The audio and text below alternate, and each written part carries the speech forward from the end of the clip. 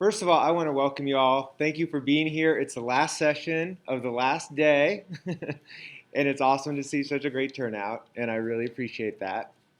I'm really excited to be giving this talk today because this is actually one of the most exciting conversations for me. I am absolutely passionate about culture.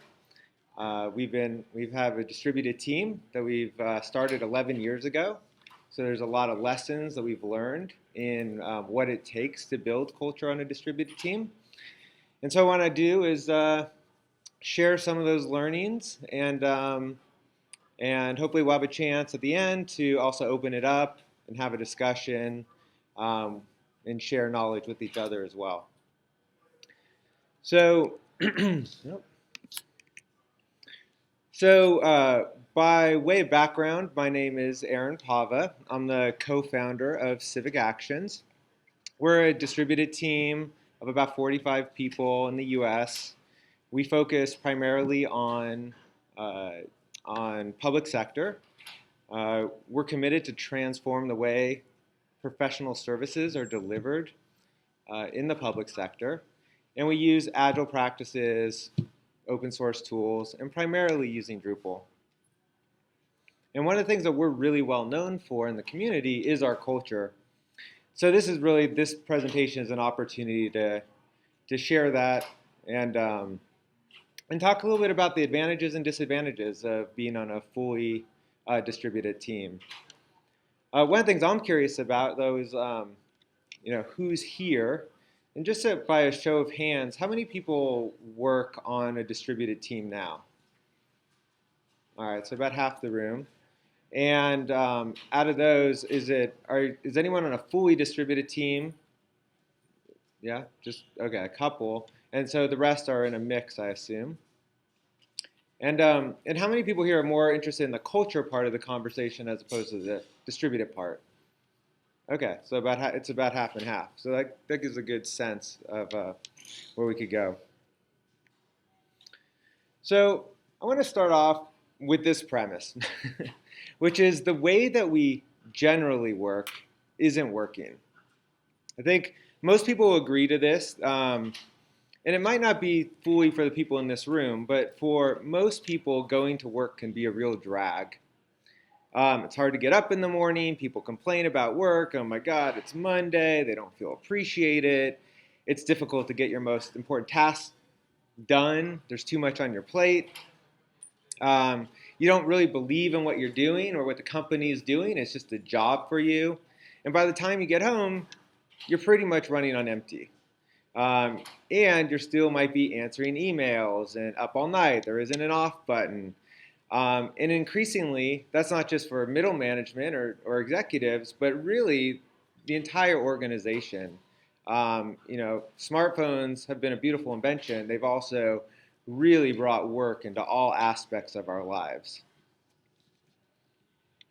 And the thing is that research shows that there's a number of factors that contribute to this dissatisfaction. So the demand for our time exceeds our individual capacity. There's an unprecedented amount of information that's coming towards us, and there's always more that could be coming our way if we didn't turn it off.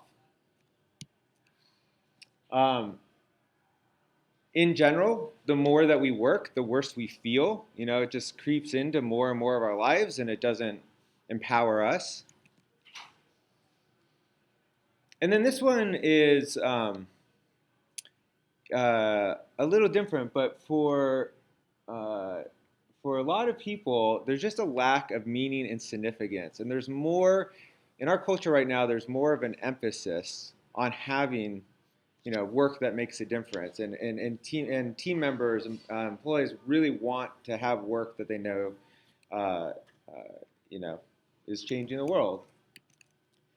And lastly, and this kind of summarizes this, but we just aren't able to disengage from work. I mean, that's really the primary complaint that people have about work itself. It's not like we used to go into a factory and at the end of the day, punch out and I go home and I just have that time with my family. We just don't live in that world anymore. So the good news is that, or perhaps the bad news, depending on how passionate are about what you do, is that the rules of work have fundamentally changed. So now work is more deeply embedded in our lives more than ever, but it's decreasing as a discrete activity of itself. So, so how are some of these rules changing? Well, work is now both nowhere and everywhere. It doesn't require an office. The technology that connects us 24/7, we know about that. There's a whole freelance revolution, and I've experienced that being here. You talk to someone, oh, I work at immigration, but I'm a contractor working for another company that has a contract at that agency, right? It's like it's the lines aren't necessarily as clear. Um, Again, it's disappearing, and oftentimes this could mean if we're passionate about what we do, then we just continue. There is no stop, and we just continue going through. The line between work and life is really muddled. And one of the probably last and most important rules is that as the rules have changed, the thing that's most important is people want purpose and they want to love what they do. So I propose that, in fact, many of these new rules actually enable whole new worlds of possibilities, depending on how we frame it. Technology is now connecting us faster than ever.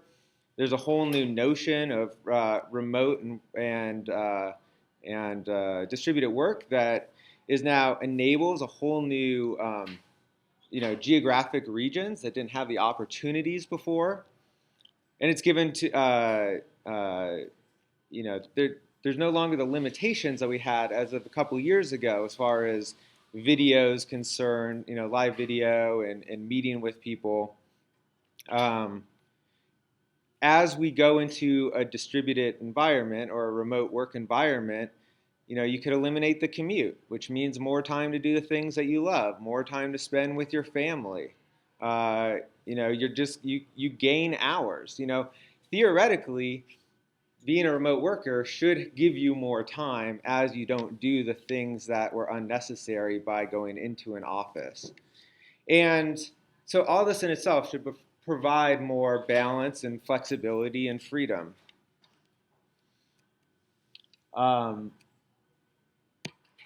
Yeah, so we have, we have the ability to do what most matters to us. We have the balance of, we could have balance of work and life and home. Focus on what we do best, that meaning and purpose, and we have more opportunities for learning and growth. So that sounds great. That's the promised land. That's what distributed work could offer and what's possible in creating an extraordinary culture. But here's the thing. There are many, many obstacles before we get to that place. There's just as many challenges. And a lot of those challenges and obstacles could actually negatively impact culture. So let's talk about some of those. So while we no longer have a commute, many people fall into the trap that there just isn't an off button. There isn't.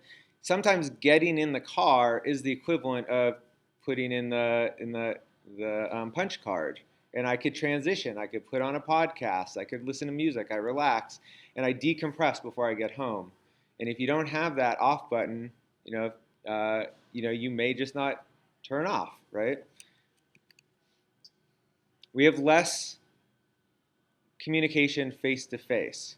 I mean, that is one of the joys of going in an office. You get to see people. You get to, spend time with them. There's all they call it water cooler talk, and sometimes that could be superficial, but it's as humans, we are social beings, and we like to be around people for the most part. Even introverts can feel energized being in the space of people, and especially extroverts get energy from being around people, absolutely.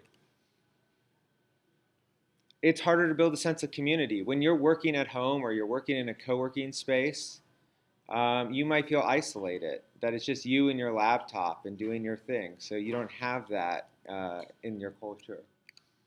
There's less opportunities for learning and growth because you're not around a mix of people. You are doing whatever is on your monitor. And then lastly, one of the big obstacles, and I hear this a lot, is that people express the sentiment that, well, culture is just too hard to change, or I'm not in a position to change culture myself. So there's a lot of, while we want to get to this promised land of like extraordinary culture, um, how can I make that difference on a organizational level? And that's really what I want to talk about. It's about creating an extraordinary culture. So I think it makes sense to step back for a second and think about like what is culture in the first place. Does anyone want to just take a pass what they think culture is, or culture is, what we're talking about? How you do what you do every day. Mm-hmm. How you do? Yeah, totally. Your habits, your behaviors, actions, totally. Set of expectations that sort of is an unspoken thing between how you and your coworkers interact. Yeah, absolutely. All the communications and expectations, behaviors, totally. Anything else? I think you pretty much nailed it. I mean, I would say it's like it is those beliefs, it's the habits, it's the sense of place. It's also, in a greater sense, like the narrative, the values, the vision, the practices. When you think about like a team, like a sports team, they have a particular narrative. We're this way. This is our competitor, and our main challenger, and we approach the game in this particular way. This is our strengths, and these are our weaknesses, and like it's that whole package, and then how we implement that culture or those beliefs, the values, the narrative within the team. So there's a number of ways that we could address all these challenges, and what I want to do is offer a number of primary precepts that we've employed at Civic Actions and best practices that we've learned from going to conferences on distributed teams, remote teams, and what works and what we found doesn't work. So the number one thing, well, I don't know if it's the number one as far as priority, but number one on the list is that it's really about choosing the appropriate communication tools. If you think about this, when you walk into an office, there actually is a culture of office culture, and there's tools and the way that we interact and a set of behaviors already adapted. If you're a distributed company, we're a fully distributed company. When someone comes on, they're onboarded the first day. They're not walking into an office. There's no manual about the way things do. What you have in order to create that culture, at least structurally, the frame of it is the tools that you choose to use. So it makes sense to think about what are the best tools to provide the best kind of culture that you want to create. For us, what we found is that that real-time collaboration tools like Slack, we use Slack, HipChat's another popular one, really is the key. Email creates a particular type of culture, especially email overwhelm. That's when we talk about all the challenges of remote work or what creates negative impacts at work. If you can never keep up with the amount of email that you have, you're going to feel that. So choosing a tool that limits email. When we moved to Slack, is anyone not familiar with Slack, by the way? It's okay if you're okay. It's okay. So Slack is basically, it's a newer tool. It's been around for about a year and a half. It was developed by Stuart Butterfield's team, who developed the original Flickr, and it's just been on a rocket ship in Silicon Valley. It's basically been adopted by pretty much every Silicon Valley company. And they already have like a $2 billion valuation, for a company that's a year old. And it's kind of like IRC, if IRC was invented in 2015, and it's contextually aware. So if I'm on it and I send a message, or I'm communicating with my team, and there's basically different channels, and I step away from my desk for a number of minutes, and I'm going to lunch and someone pings me on the system, it knows to forward the message to my phone because I'm away from my desk. But then as soon as I get back to my desk and do one little command, it knows to stop sending messages to my phone. I'm now at my desk and I can communicate there. Very smart, very useful. It's awesome. And like I said, it's probably cut our email by 70 or 80%. So, obviously shared communication platforms like Google Docs. We use Trello, which is kind of a card sorting and project management tool. I think a lot of people use Jira. That's really, I think, personal to the team itself, and if you're employing agile practices or not, what the level of geekery that your company is comfortable with. If you have more techs than non-techs in the office.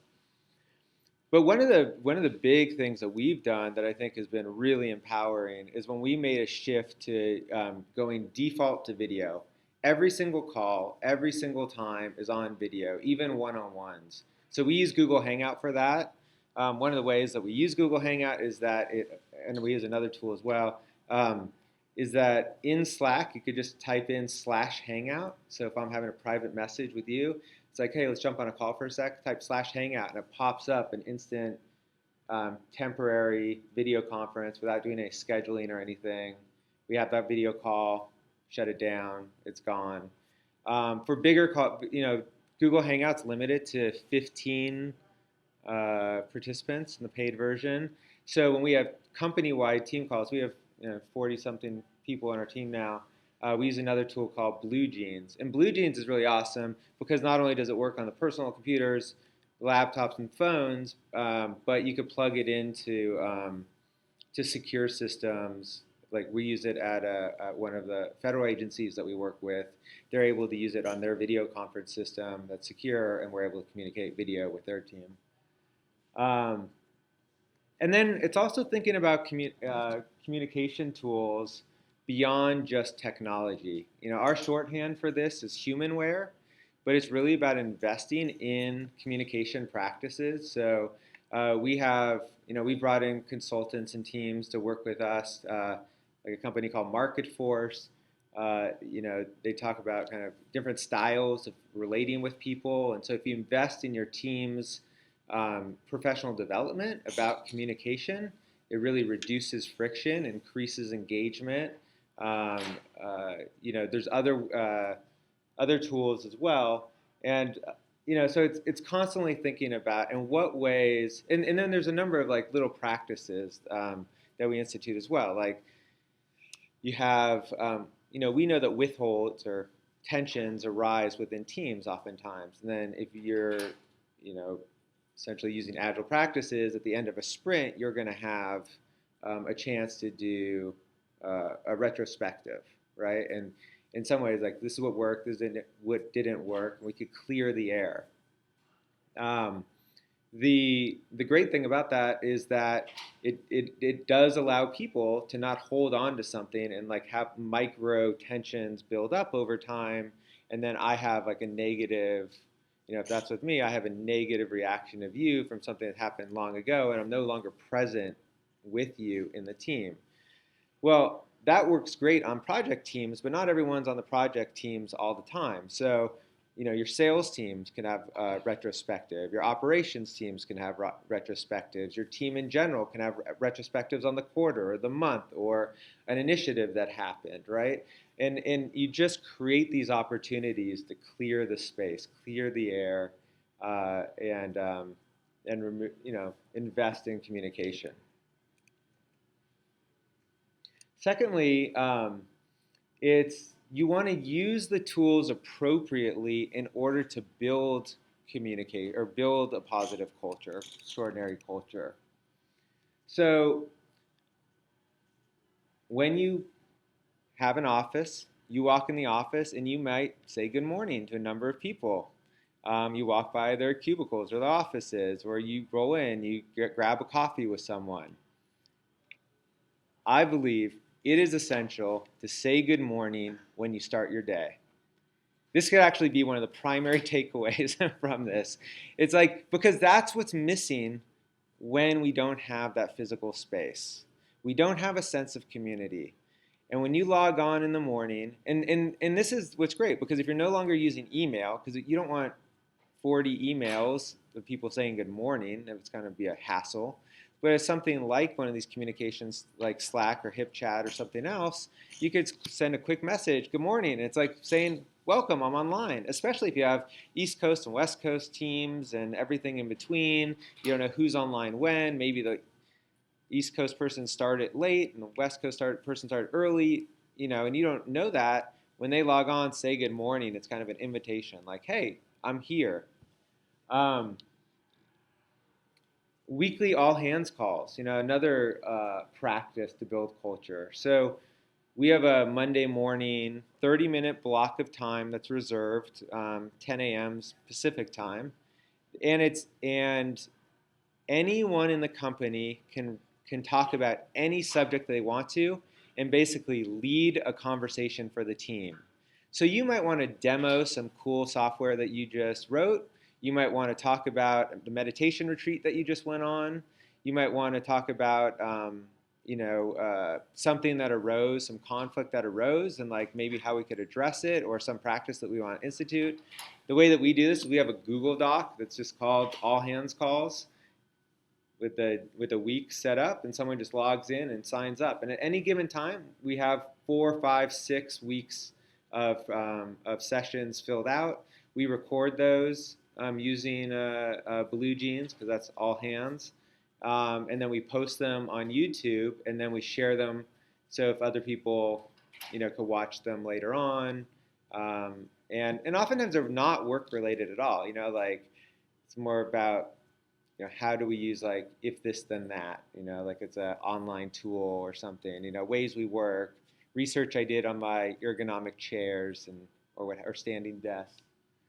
Um, and then it's really clear if a lot of people where they struggle with culture and teams is they feel that there's not enough transparency. They don't really know, like, is the company doing well or not well? What's the business pipeline look like? What's there's just a big mystery, and the bigger your organization, the more you understand different parts of the elephant, right? And you just don't have a picture of the whole. So really making space for a team to understand the whole of the parts. And so how it's structurally set up for us is we have an hour-long call. Team leads can lead basically 5 minutes or so of that call, and everyone kind of gives a progress report, but it's really a progress report that's in service of getting transparency for everyone, and then everyone on the team to be able to ask questions. And if the questions aren't available at that moment, we don't have the answers for them, like how does this quarter compare to last quarter where we were, something like that, you don't have that accessible, then the next meeting you could bring that you'd answer those questions either online or at the next meeting. As we've done the all hands calls, and both monthly and weekly, I mean, we used to, people would say like, I just don't understand. I feel like it's there's a black box. I'm not sure if things are good. You say that they're good, and I'm not really trusting of that. The more transparency you have, the more people feel comfortable about their culture. I'm going to keep talking about Slack because I love it so much, and you probably have already installed it since you've been here. But no, but you could set up different channels on Slack. So we have project channels, different parts of the organization, but we also set up channels around health and wellness, song of the day, question of the day, parenting channel. Someone set up an astrology channel. I mean, the team could set them up. People are free to join them. They're not mandatory, but it's a way for people to chat. So the number of parents that are on our team talk about parenting and like swaddling techniques or whatever your thing is. How to deal with your teenagers.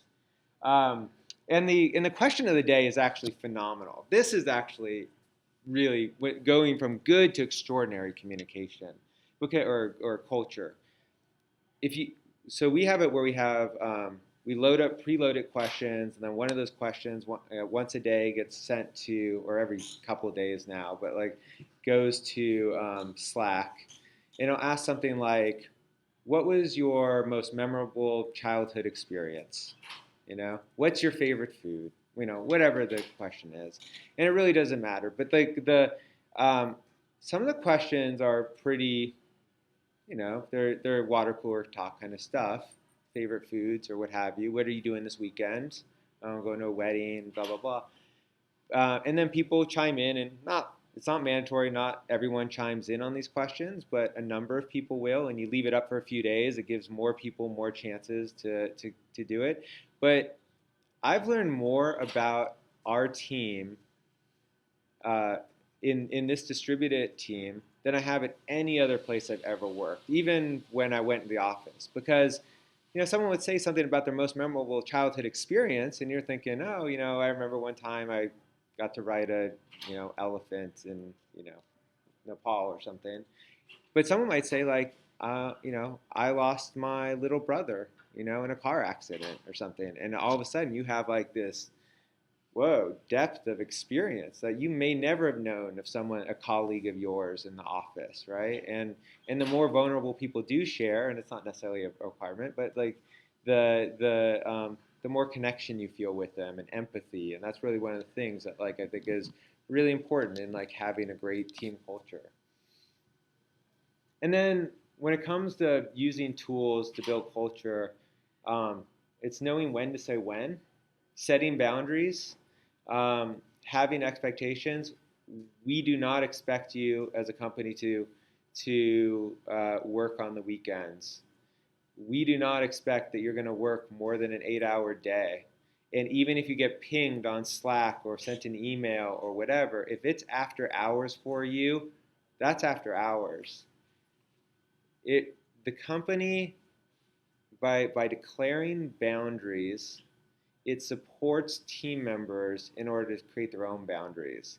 And if the company isn't willing to do that, that's where the lines blur, and then it just becomes like a herd mentality. Oh, like these three people work until 10 p.m., and so I feel like I need to work from 10 p.m. Now they might be totally energized and empowered, and they're doing their thing at 10 a.m. and they love what they're doing, but you have kids, and you have sports that you do, or there's some passion you have, and you think that it's important to be there, but it really isn't. So really like knowing what those lines are, communicating with them early on with team members as you're onboarding. This is the expectations. We just want to let you know. And then the other side of this is knowing from the team members themselves what their own boundaries are. So because they might say exactly that. I do my best programming 9 to 2 a.m. when I'm undistracted, and it's like, oh, that's great. Now I know that I'm not gonna like be worried when I see you up late every night working, because you could see if someone's online in these tools, and then you could be supportive of that. Does this all make sense? Is this resonating? Yeah. Any questions about this or any of the specifics? Yes. Just real trivial question, but do you have citations for all this? Because this is really good stuff, and I just want to read up some more about it. Yeah, yeah. Happy to follow up with you, and yeah. So, third thing is, if you're committed to creating an extraordinary culture, you need to, you can't have what you don't measure. How's that go? You can't. I forgot. There's a line I should be knowing right now. But it's like it's important to measure company sentiment. So how do you measure company sentiment? What does that even mean? Well, for what it means for us is one of our core values is balance. We have three core values in the business: balance, openness, and trust. And those are the order that we list them. Balance is our primary core value. Um, so so we have a question that we ask all team members on every call, including client calls. And the question is this: on a score of 1 to 10, how balanced are you as it relates to home, work, and your spiritual life? Now, the shorthand for that question is, what's your balance score? Um, the the number itself is not the point. The point is having people stop, even if it's just for 3 seconds, check in with themselves, and acknowledge right now, I'm a 5 or I'm a 10 or an 8 or a 1, but where am I in how balanced I feel? So on a call, say you have a scrum call, 10 people on that call or 7 people on that call, we start the call and say, okay, here's the agenda. We're gonna do balance scores. You know, 8, 7, 4, 2, 9. Everyone goes around. It takes all of 10 seconds at most. Someone logs that. There's nothing actionable that we do with that. There's nothing you need to do with that, although we do record it. And then the project manager or scrum master is listening, and the rest of the team is really listening for patterns.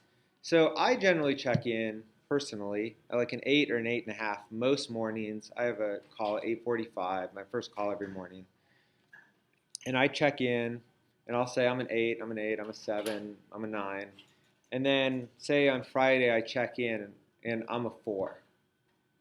It's like, okay, and we just do our thing, and at the end of that conversation, um, the check-in, this is what I got done, this is what I'm gonna get done. Someone might say, hey, Aaron, I noticed that you checked in as a 4. What's happening? And say in this hypothetical situation, I could say like, my daughter's home sick today. I have a ton on my plate. I'm worried I'm starting to come down with something too. I don't think I'm going to be able to get all my deliverables done. And I'm just feeling a little tense about that. And that's an opportunity for someone to jump in and say, hey, is there anything we can take off your plate? Do you need any support? Do you want to take a half day? Do you need to go to the pharmacy? Whatever we need to do. So it's just a way to like measure that sentiment. And so I have a beat on the team. I pretty much know at this point, we've been working together for a long time, about where people's ranges are. And my 8 isn't necessarily someone else's 8, and that's not really the point. But the point is, can we measure it and watch for patterns? We have individuals tracking. We have small teams within our company called pods. We have 3 pods, or essentially small groupings that work together very closely on projects. And then we have the overall sentiment of the organization. And so we can map company sentiment, and we do this on a Google Doc and really simple stuff, with kind of milestones that happen at the company. Oh, we launched, this particular website this time, and you could actually see like company sentiment was pretty general, but like the team that was primarily working on that, their balance actually shot up right as the launch was happening, and then took a nosedive right after. And like, what happened there? Like, well, people might have like burned themselves out. They might have been doing 14-hour days or whatever. We don't know, but they're stoked that it's happening, and then they need a rest. But like, if you're not measuring it, you don't know. We have a whole blog post on balance scores actually at Civic Actions if you're interested more in that. It's something we're pretty passionate about. We include our clients in that whole process as well. We track the scores of our balance. So in addition to sentiment that we're tracking on clients, as we do retrospectives with clients on a every 2 weeks, we ask them a net promoter score 1 to 10. How likely are you to recommend us to someone?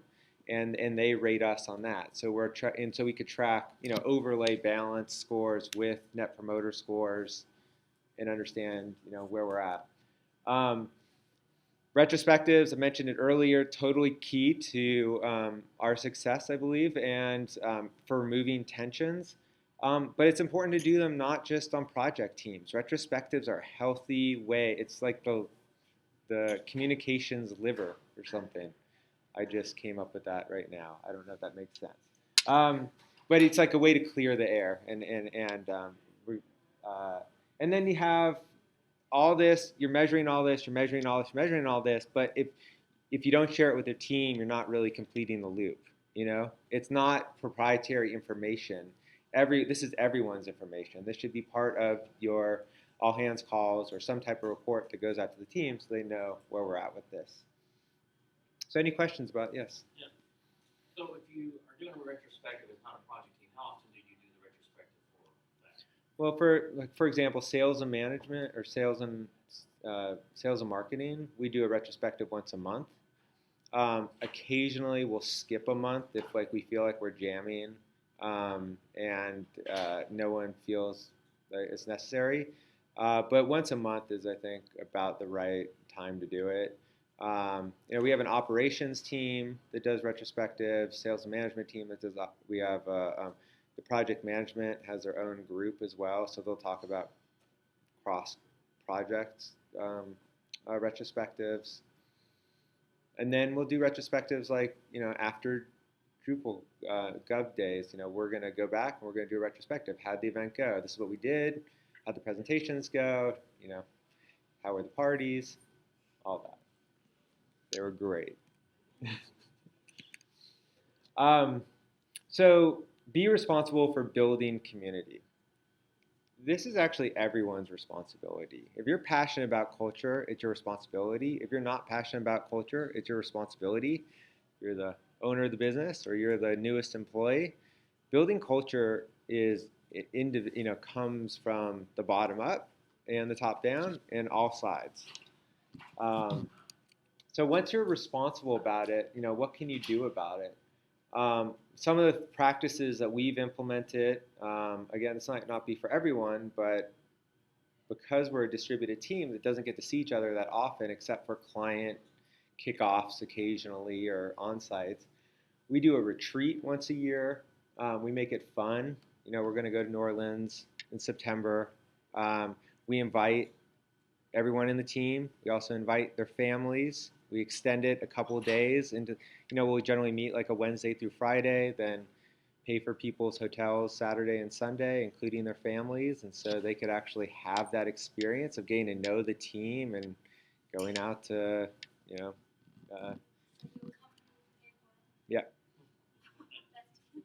Yeah. I mean, we don't have an office cost, right? So this is our office. This is how we invest back into our team. We have most people in the company, we don't have a lot of attrition from the company. I mean, most people that we hire stay because you're essentially getting free vacations. They know we're family friendly. You're getting the balance. I don't mean here to promote our company, but but it demonstrates that if we're taking care of people, they're going to take care. They're going to do their best work. If you feel that all your needs are being met and you're balanced and that we're family centered, you're going to do great work and you're going to feel what they call is engagement. I mean, that's like a technical term, but employees really do feel engaged. That's what the team member experience is, and then they develop quality work. And then that's one of the end goals. I mean, it's the process is the product, right? We've heard that all the time. And what is the process? The process is the way that we work in all aspects of it. Everything that we're talking about here is the process. And if you nail all of this, you do extraordinary work. Our team does extraordinary work, and it's high quality, and they love doing it. Do you have a question? No? Okay.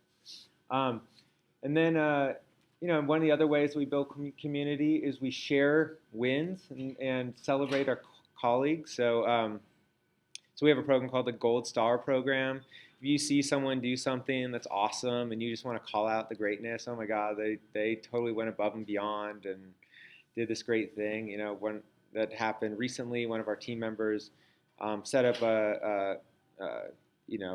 way before it was needed, set up a whole Trello board to organize a conversation of planning, not even his responsibility, totally took something off my plate that would have taken, a day, and I did not have the day, and he knew that, and I could give him a gold star, say and I just send a Slack message. I just want to give a gold star to Luke for doing this great thing. I really appreciate it, and then the company just has a minor. It's not even about the reward itself, but it's everyone could kind of thank that person for doing what they did, and then the office administrator will send them a $25 gift certificate to Amazon just as a have a little gift, for doing something great, or they could contribute that to a charity of their choice, so we give them the option. Fifth thing, treating employees with respect. There's so many different ways you can respect team members.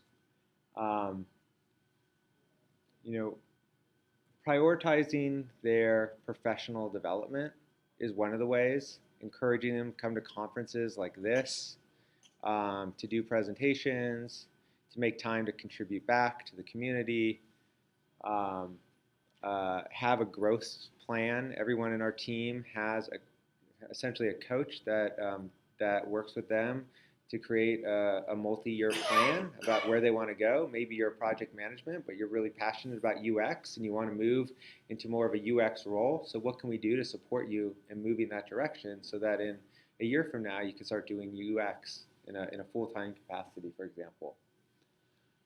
We stopped doing bonuses based on individual performance bonuses, and moved to team-wide success. It's a team game, and so if we all, if the company's doing successful, we all get the rewards of that, and I think that has contributed to um, more respect for the team. Uh, One of the fears, challenges that a lot of people express about remote work, distributed teams, is that how do I know my team members doing what they say they're going to be doing? How do I know that they're not just playing golf all day? Not pointing fingers, but no, it's just no.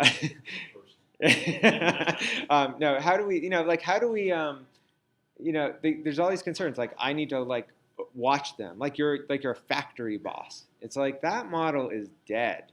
You know, if you think you need to watch over your team like that, you're making the wrong hires. Like that, it starts from like the early days. You hire people that are entrepreneurial, that are self-driven, that do work, that like the code speaks for themselves, or the project speaks, the portfolio speaks for their work.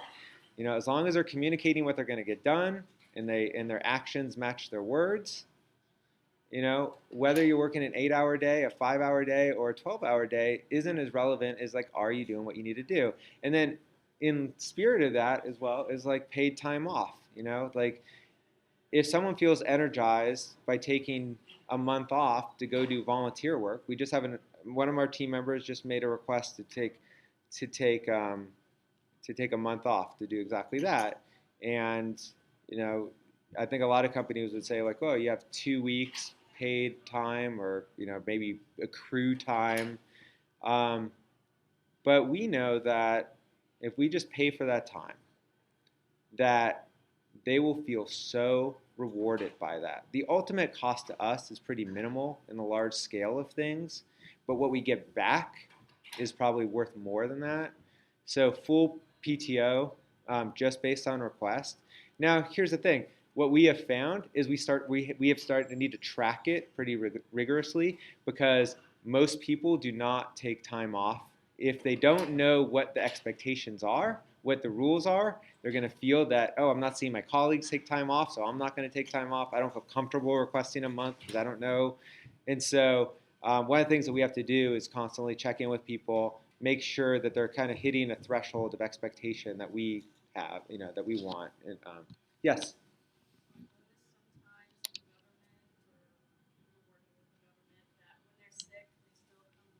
Yeah. Yeah. Yeah.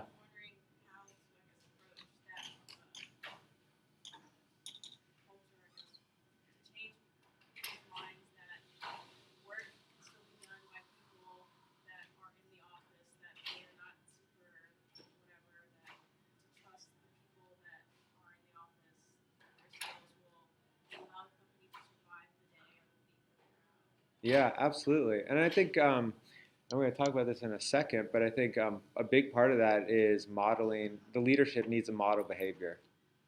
If the leadership's sick, whatever the leadership means to you, like it could be a project manager, a scrum master, it could be the CEO, but we need to have, if they're sick, they shouldn't come to work, and they should communicate that I'm sick and I'm not coming to work, and this is what our expectation is, and we need you to be well. It's important that you're well and taken care of. So much of this comes down to like behavioral modeling. You need to demonstrate what you want your team to do, and then we need to communicate that, throughout the, early days, like as you're hiring, as you're onboarding, as you notice people are sick, you're like, no, if someone checks in on a 8:30 Scrum call and says, I'm feeling really ill, I'm a 3, it's like, okay, you're off today. Like we don't want go get well. I'd rather you be well in a day or two than be semi-sick for a week. Yes. So how do you deal with like developer or anybody on the team that usually say I'm sick today, and they sick every Friday? Yeah. Never happened. Never happened. No. Oh. Trust part. I mean, I think we're lucky in that we have, the team is phenomenal, and people vie to be on our team for months, right? I mean, they really, and so like we might have a different circumstance in a lot of organizations. I'm sure we do, but it's a team of trust. I talked about our values earlier: balance, openness, trust. Um, And so we define what those words mean. Balance we define as honoring your priorities, and trust is that your actions match your words. So if you commit to that you're going to deliver a certain amount of tickets in a certain amount of time, and in this week, that's our expectation of you. Now you could be sick on a Friday, and you could maybe be sick on next Friday, and that might happen. But we just need you to have your actions match your words. That's the bar by which we're holding each other to account. And so, to be perfectly honest, I mean, I have a 4-year-old and a 2-year-old, so my life has shifted quite a bit over the last few years. Prior to that, I used to do 3-day weekends pretty much every weekend. I'm an avid snowboarder, and I would go up on Thursday nights after work. I'd go to Tahoe. I'd spend the night, I'd snowboard Friday, Saturday, and then drive home Sunday. And that was like my lifestyle. But I was very clear about that that was my commitment, that's what I was doing. I work 12-hour days on Monday through Thursday. I also check emails at night when I get home, and before to make sure anything needs to happen at the end of a Friday. So, but I was modeling a particular behavior, that this is okay. If you say you're going to do something like this, you want to have a lifestyle like that, we can make that work. We have people that work in the evenings. It's really hard. They don't necessarily want to be on a Scrum call in the mornings, but they're night owls. That's fine, as long as their project manager knows that that's what they need to do, and they're able to meet their other commitments. Time check. I'm gonna kind of bumping up against the time here. Quickly, the rest of these, we give 5%. Just like Google has a 10% policy, other companies do as well. Ours is a 5% policy. And that's really to, oftentimes you don't have time to contribute the code back to the community that you would have liked to do. You want to go to a meetup that's at lunchtime or in the evening. You want to, support, people doing documentation. We just carve out time that you can do that stuff, and then you report that. And it doesn't have to align with the company's goals or the client project work. We have an expectation that there's going to be things outside that are just going to be about contribution. And then, of course, one of the things that has come up recently is about 401k. When people get a little bit older and you have a little bit more mature workforce, you're thinking about retirement and taking care of. There are ways you could set up 401k to be extraordinarily generous and support people in their longevity. Our program, which we're rolling out, is company does 3% no matter what. The employee does another 3%. We'll match that another 3%. So you essentially 9% into your retirement account. That goes a long way in creating culture. You're being taken care of. You're thinking it's not just about right now, but thinking the long term of team members. I've touched on this before. Leadership must model the best behavior about taking time off, being great listeners, using empowering language, not saying someone's boss or an employee. There's all these little words that we use in culture that have loaded meaning into them, and being responsible about that language. Now, I did use the word employee a couple of times because I know other people use employee in the presentation, but internally, we never say that. We say team member because we consider ourselves a team. Um, and then, creating a safe place to resolve friction. Friction happens in every company, every relationship. It's part of being human. To not acknowledge that friction happens is being, you have the blinders on. So a company needs to acknowledge that that happens, be responsible about it, and then create a safe place for that to happen. So I might hear gossip that something happened, that between two team members that didn't get resolved in a retrospective, but it kind of bleeded over. Someone else was third party to that experience, and then, through channels I heard about it. Um, that there's a place to be responsible and just reach out and say like, hey, is what's happening here? Not to with the intention of acknowledging that yes, it happens. We care for you. We want to make a safe place, and we're willing to do whatever it takes to resolve it. And oftentimes that's all it takes is like, hey, thank you for, or just being that generous listening. Thank you for reaching out. I don't actually need anything, but I care that you care. And then this is really important, and I don't know if you could actually have an extraordinary culture without this piece. And it's really having a company that's mission minded and that has a narrative, that has a story.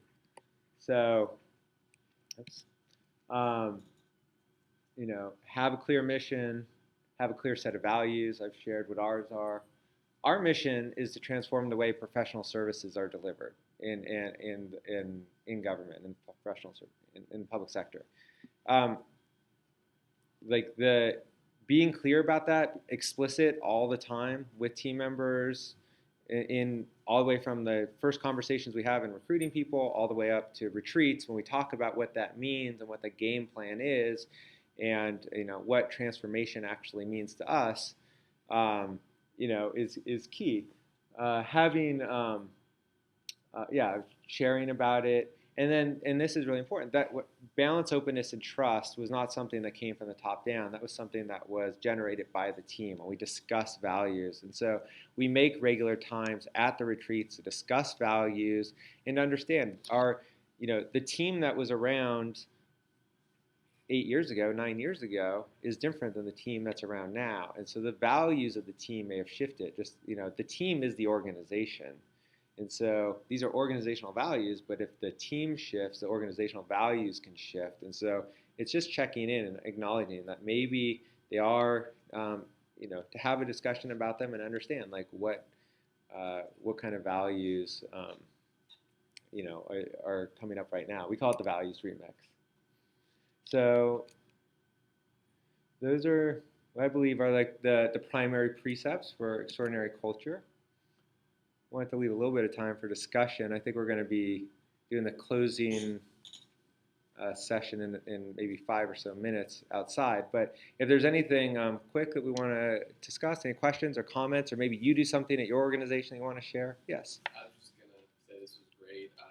Earlier today, I actually remarked to someone that I'm 2 months into working with a distributed team, and that came from I was commuting round trip about 3 hours every day, and my life has definitely changed for the better, but there is no off switch to work, and so I'm finding myself with like a 60-hour work week sometimes, and I've got a baby on the way, and my wife is staying at home now, and I'm having a really rough time trying to figure out how to balance everything. So like just little things like say good morning to let everyone know you're starting your day, and then say good night to let everyone know you're done for the day. That's something real simple I haven't even thought about. Yeah, awesome. So glad you could bring this into your work. Yeah. Yes. Yeah.